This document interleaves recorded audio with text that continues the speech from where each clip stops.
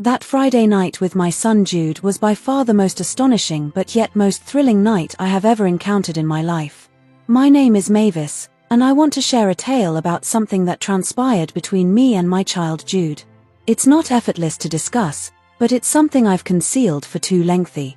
Jude is 18 now, but this all commenced a few years ago after my spouse Ernest passed away. Losing Ernest was one of the most arduous things I've ever confronted, and it left Jude and me alone to navigate life without him. At first, it was challenging. Jude was reserved and detached, spending most of his time in his room or out with companions. He avoided discussing Ernest or anything related to his demise, and I didn't want to coerce him. Instead, I focused on making our home feel as cozy and inviting as possible. I prepared his favorite repasts, left little notes of encouragement on his desk, and tried to ensure he knew I was there for him if he ever needed to converse. But for months, he remained aloof. Then one evening, he walked into the kitchen while I was cleaning up after dinner. His sudden presence startled me, but I was delighted to see him. It wasn't often that he sought me out like this. "Do you require assistance, Mother?" he asked, his voice soft but steady. I turned to him, surprised by the offer. "Certainly, you can dry the dishes," I said, handing him a towel. We worked in silence for a while, and I couldn't help but feel a small sense of relief. It was the first time he'd voluntarily spent time with me in what felt like an eternity. "How was school today?" I asked, attempting to initiate a conversation. "It was satisfactory," he said without looking up. That was all. I didn't push him further. "If you ever desire to converse, I'm here," I added gently, glancing at him out of the corner of my eye. He nodded but didn't say anything more. And over the next few weeks, I commenced noticing little changes. Jude began spending more time around me, sitting with me in the living room while I watched television or assisting me with minor tasks around the house. He even began to open up, telling me about his classes and his plans for college. I felt a glimmer of hope, like we were finally discovering our way back to some kind of normalcy. But then one evening, something transpired that made me question everything. We were having dinner together. Jude had cooked that night, a simple pasta dish he'd learned from a companion. As we dined, he looked at me and said, "You're incredible, Mother." I chuckled slightly, brushing off the compliment. "Thanks, Jude. That signifies a lot," I said, attempting to maintain my tone light. But his expression didn't alter. He looked at me with an intensity that made my stomach flutter. "What's amiss?" I asked, my voice soft but cautious. "Nothing," he said rapidly, shaking his head. "I merely desired to express gratitude for everything." I nodded, uncertain of how to respond. The moment felt peculiar, but I told myself I was overthinking it. He was simply being kind, wasn't he? The astonishing night hadn't transpired yet, but this was undoubtedly the commencement of it. Because after that evening, things started to alter. Jude began to hover around me more frequently, discovering reasons to sit close to me on the couch or linger in the kitchen while I cooked. At first, I considered it endearing. I told myself Jude was merely attempting to reconnect after all the time we'd spent mourning in our own separate ways. But then there were the glances. His eyes would linger on me longer than they should. His praise became more frequent and more intimate. "You appear really lovely today, Mother," he said one morning as I stood at the sink washing dishes. "Thanks, dear," I replied, attempting to maintain my tone light. However, the manner in which he said it, the manner in which he looked at me, made me feel apprehensive. One evening, we were sitting on the couch watching a movie Jude had selected, a comedy we'd both seen a dozen times previously. Halfway through, I realized he was sitting closer to me than usual. Our shoulders were almost touching, and when I shifted slightly, he didn't move away.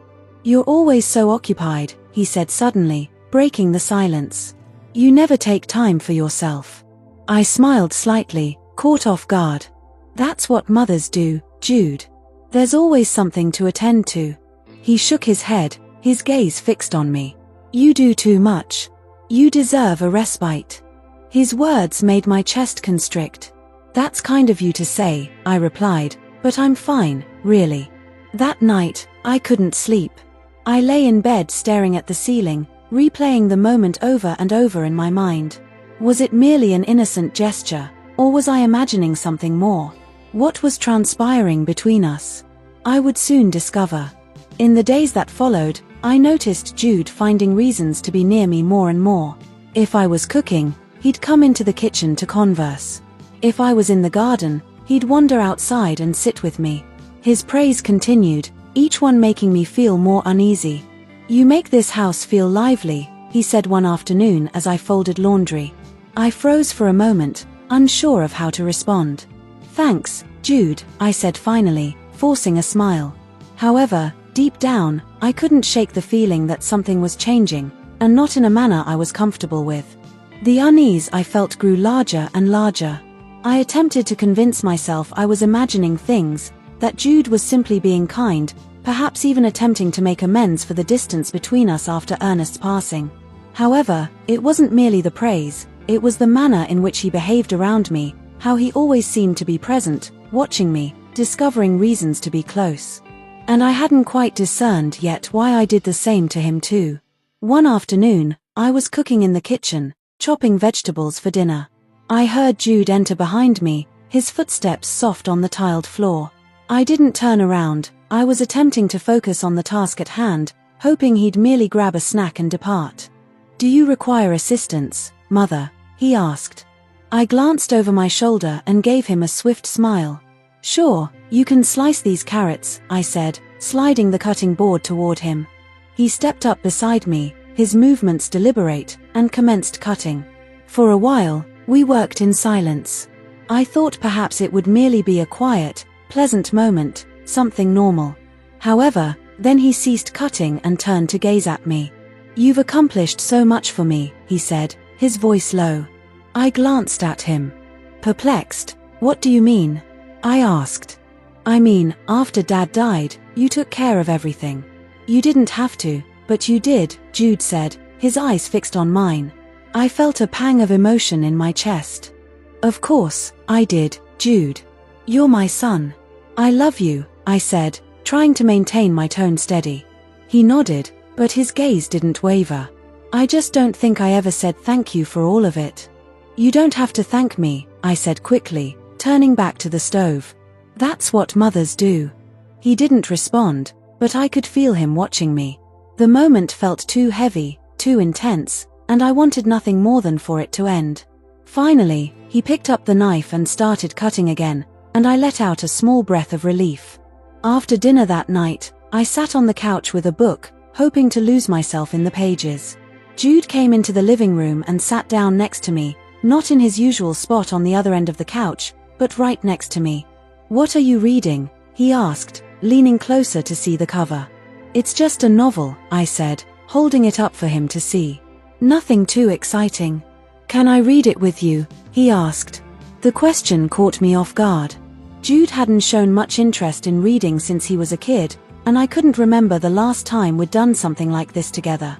Part of me wanted to say no, to tell him I needed some time to myself. But another part of me didn't want to push him away. "Sure," I said, scooting over slightly to give him more space. He leaned in close, his shoulder brushing mine, as I began to read aloud. At first, it felt like any other moment we might have shared years ago, before everything got so complicated. But as the minutes passed, I became increasingly aware of how close he was, how intently he was watching me, not the book. When I finished the chapter, I closed the book and set it down. "That's enough for tonight," I said, trying to maintain my voice light. "Thanks for reading to me," Jude said, his tone soft. "You're welcome," I replied, standing up and heading toward my bedroom. "Good night, Jude." "Good night, Mom," he said. But there was something in his voice, something I couldn't quite place. The next morning, when I came into the kitchen, Jude was already there. He'd made coffee and set out breakfast, something he hadn't done in years. "Good morning, Mom," he said, his voice cheerful. "I made you some coffee," Jude said, as I sat down at the table. "Thanks, Jude," I said cautiously. He sat across from me, watching as I took a sip. "You work so hard," Jude said suddenly. "You deserve to be taken care of too." I swallowed hard, unsure of how to respond. "That's very sweet of you," I said finally. "But you don't have to do all this for me." I want to, Jude said firmly.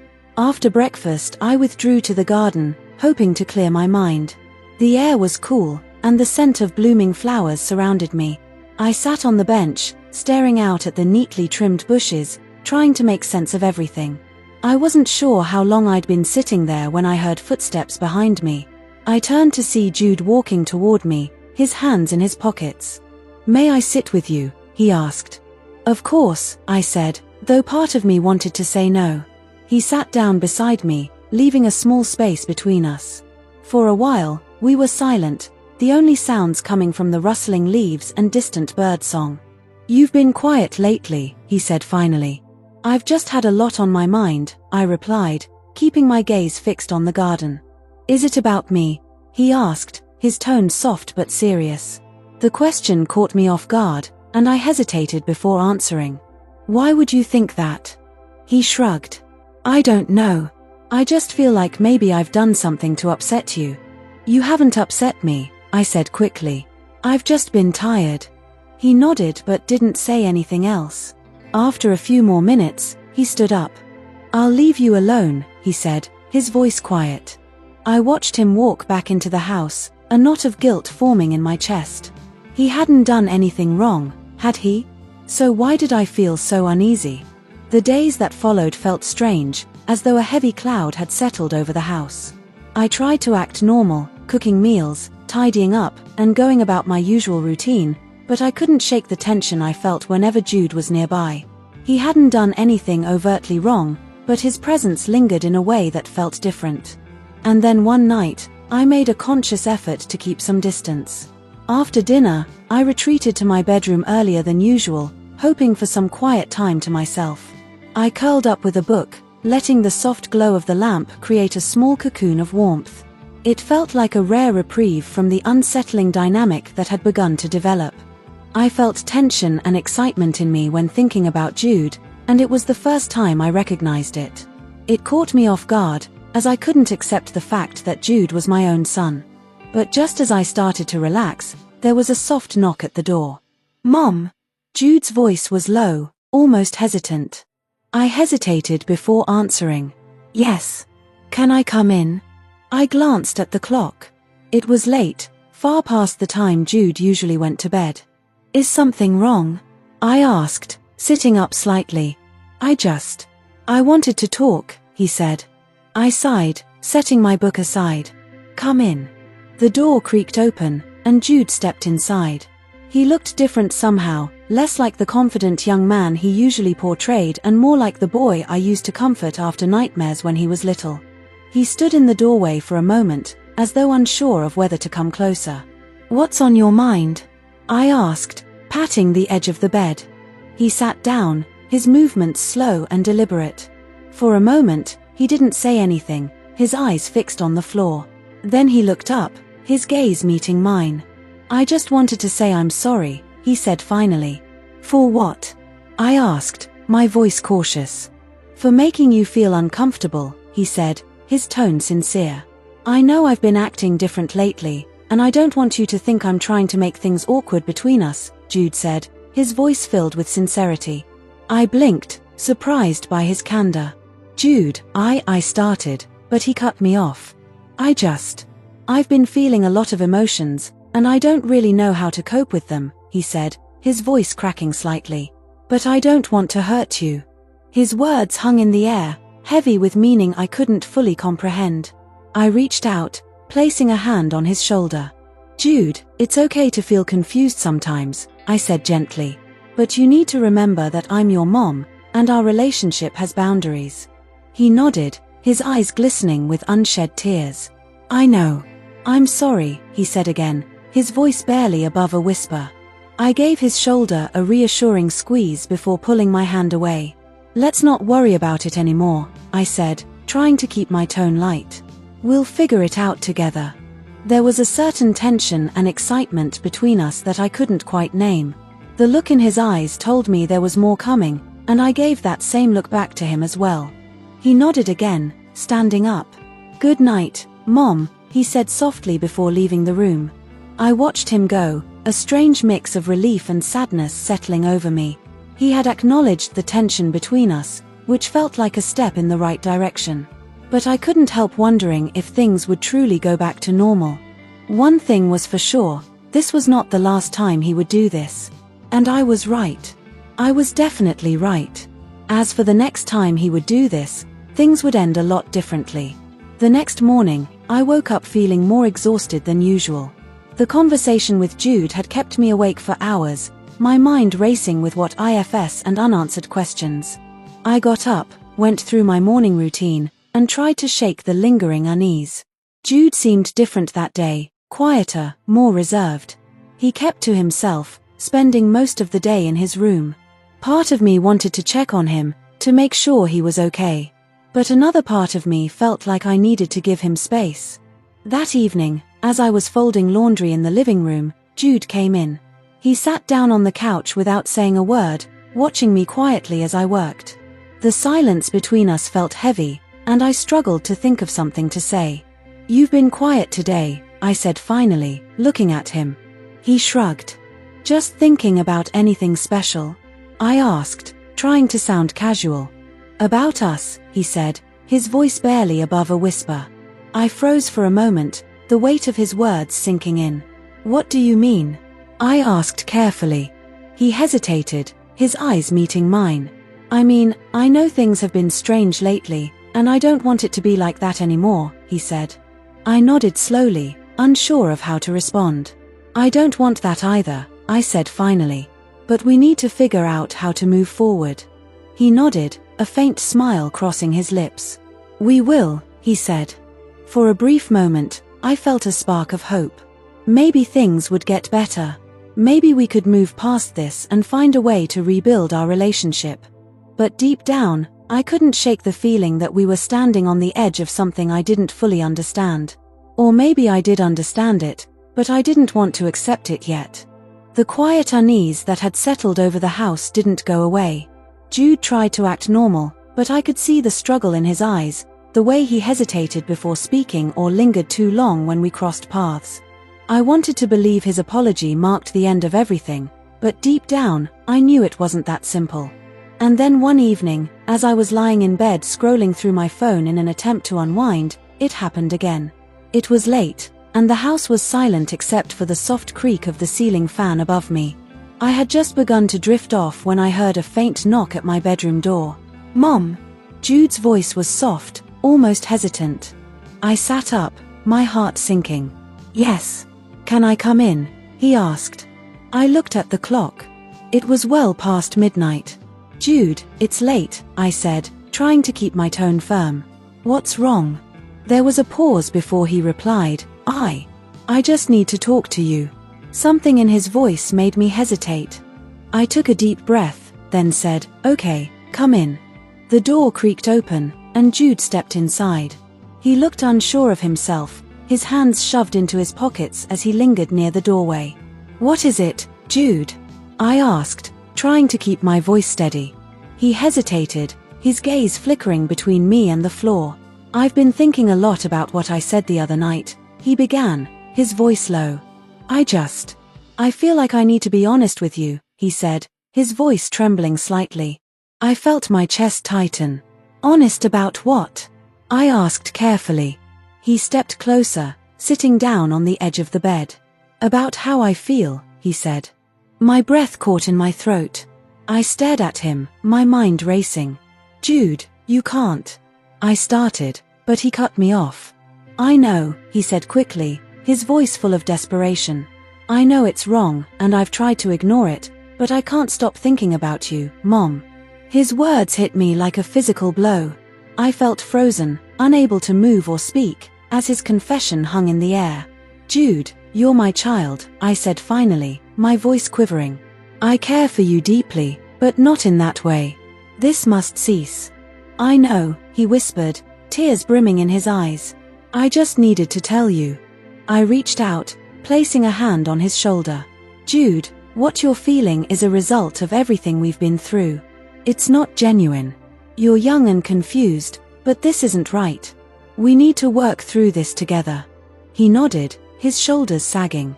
"I'm sorry," he said softly. "I didn't mean to hurt you." "I know," I said, my heart aching at the sight of him.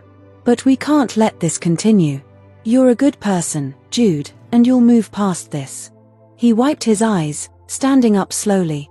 Good night, Mom, he said, his voice barely audible. Good night, I replied, watching as he left the room and closed the door behind him. As soon as he was gone, I locked the door and sat down on the bed, my hands shaking. I couldn't believe what had just happened.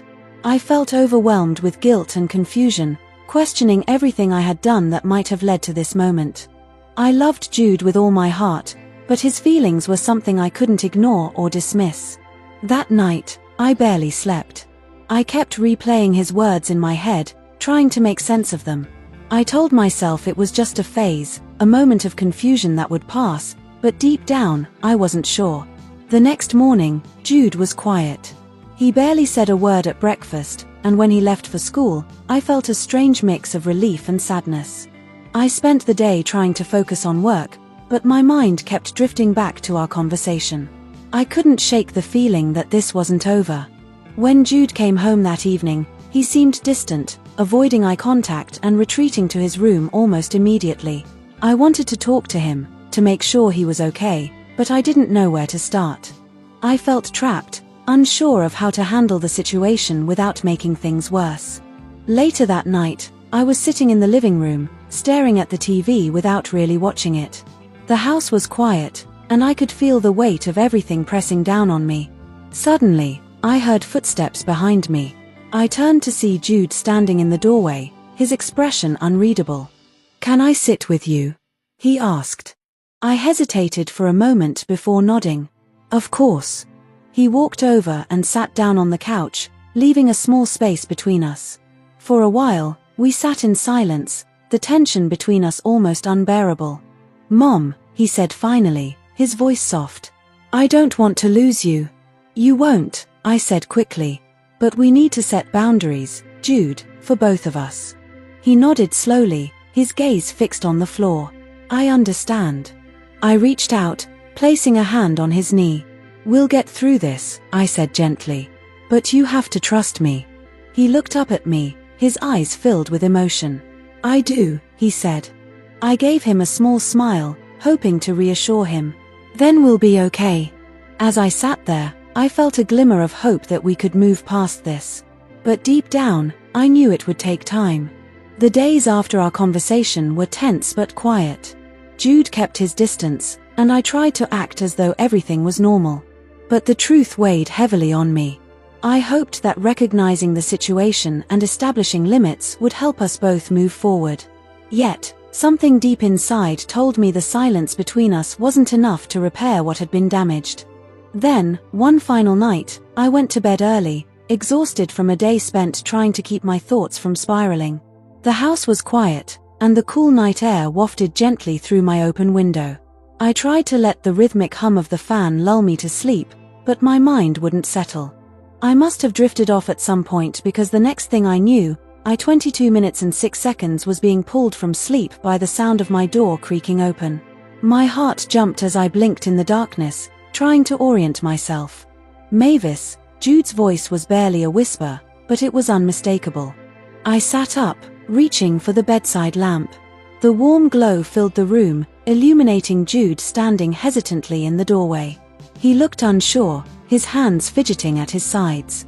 "Jude," I said, my voice thick with sleep and confusion. "What are you doing?" He stepped into the room, his movements slow and deliberate. "I couldn't sleep," he said quietly. I needed to see you." My chest tightened as I tried to steady my breathing. "It's late," I said, my voice firmer now. "You need to go back to bed." "I know," he said, his eyes locking onto mine. But I couldn't stop thinking about everything. I swung my legs over the side of the bed, sitting upright. "Jude, I was thinking about you too," I said gently, "but we talked about this. I love you, but it's not something we can discuss anymore." He took another step forward, his expression a mix of determination and vulnerability. "I know it's wrong," he said, his voice trembling, "but I couldn't help how I feel. You're the only one who's ever really been there for me. You've always cared about me in a way no one else has." My throat felt tight as I tried to find the right words. "Jude, I care about you because I'm your mom," I said firmly. "That's my job. But the way you're feeling, it's not healthy. It's not right." He stood there for a moment, his shoulders slumping as the weight of my words settled over him. "I'm sorry," he said softly, tears glistening in his eyes. "I just didn't know how else to tell you." My heart broke at the sight of him, but I forced myself to remain calm. "It's okay to feel confused, Jude," I said. "But this is something you need to work through, and I'll help you as your mom, but only as your mom." The words didn't feel right, as I definitely wanted something else, and I could see the disappointment in his eyes, which made me regret my choice. He nodded slowly, his gaze dropping to the floor. "I don't want to lose you," he said, his tone barely audible. "You won't," I reassured him, "but we must progress, Jude, for both of us." And when I uttered those words, something within me shifted. All of a sudden, I asked myself, what am I doing? Why can't I simply assist my son with whatever he desires? He's my son. It pained me to see how my words disheartened him, and I no longer wished to cause him distress. Moreover, I found the idea of what he wanted appealing. Perhaps it was because I deeply missed Ernest. After a brief moment of silence, I said, "You know what? Come here, honey." As I invited him to sit beside me, he moved toward me, and I saw him opening up again. "Look me in the eyes," I said, leaning toward him. He leaned toward me as well, and then it happened. We kissed each other. It was as if a bomb of tension exploded. The kiss was incredibly passionate, and I ensured it deepened. After a minute or two, he stopped kissing me. It wasn't due to doubt. Instead, he began caressing me in places only Ernest had touched before. As you can probably tell, we went even further. I hope you now understand why I described this as the most unforgettable yet thrilling night of my life. It was truly amazing. After he finished, there was a prolonged silence. "Are you okay?" he asked. "Yes, honey," I replied. For a long moment, roughly 12 to 22 minutes, the room was silent except for the faint hum of the fan. Then Jude turned and walked toward the door. He paused in the doorway, glancing back at me. "Good night, Mom," he said, his voice thick with emotion. "Good night, Jude," I replied, my heart aching as I watched him leave. "Thank you for everything," he said. "I must thank you, Mom." When the door closed behind him, I let out a shaky breath. The tension in my chest finally eased. I lay back down, staring at the ceiling as the events of the past few weeks replayed in my mind. I knew we still had a long road ahead, but for the first time, I felt a glimmer of hope that we could find our way back to a healthier relationship. Finally, the tension had dissipated. The next morning, Jude was quiet but composed. He joined me for breakfast, and while our conversation was light, I sensed a shift in his demeanor. He seemed more at ease, as though he had finally let go of some of the weight he'd been carrying. Over the next few weeks, things began to feel more normal. Jude started spending more time with friends, and his focus shifted back to school and his plans for the future. We didn't discuss what had happened again, but the unspoken understanding between us was clear. We were both trying to move on. As we sat on the porch, watching the sunset one evening, Jude turned to me and said, "Thanks for being patient with me, Mom. Thanks for everything you do for and with me. Thanks for accepting me for who I am and helping me in every way, even in aspects where moms usually don't help their sons." I looked at him, surprised but touched by his words. I laid my hand on his arm. "Of course," I said. "That's what moms do." He smiled, and for the first time in what felt like forever, it seemed genuine. In that moment, I knew we were going to be okay. I'm still unsure about what I did since it happened. It has happened a few more times, and besides that, I enjoy it myself. I know I help Jude a lot. Maybe it's because we both want to make up for the loss of Ernest, or perhaps it's something else. I'm uncertain. I needed to share this story with someone to gather other people's opinions. Should I stop doing this with Jude, or is it perhaps more normal than I think? What are your thoughts on this? Please share your opinions in the comments, it would help me greatly.